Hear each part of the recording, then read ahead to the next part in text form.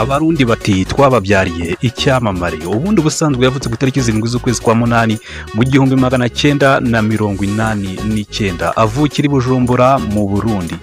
Ubundi se umubyara bamwita Sindayihebura Alphonse, nyina umubyara bakaba bamwita Cyabukombe Alphonsine. Mu muryango rero bavutse ari abana bane, akaba ari umwana wa kabiri, bivuze yuko afite abandi bavandimwe batatu. Yashyingiranywe n'uwo bita Mimi Mefira, bakaba barashyingiranywe muri 2021. Ngabo Medali Jobert uwamamaye cyane nka Medi. Amashuri abanza yize kuri La Colombière, amashuri yisumbuye ayakomereza kuri Lycée La Colombière aho yize imibare na fizike.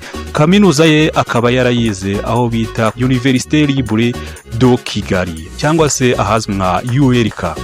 Uyu rero akaba afite abana babiri ndetse akaba ari n'umwe mu bakoze ibihangano bikomeye cyane, harimo indirimbo yamamaye cyane bita Slowly Dusuma ndetse niyo bita My Vow. Ku rubuga rwe rwa Instagram akurikirwa n'abantu barenga miliyoni, ku rubuga rwe rwa YouTube akaba akurikirwa n'abantu barenga miliyoni n'ibihumbi 700. Mwite Medi.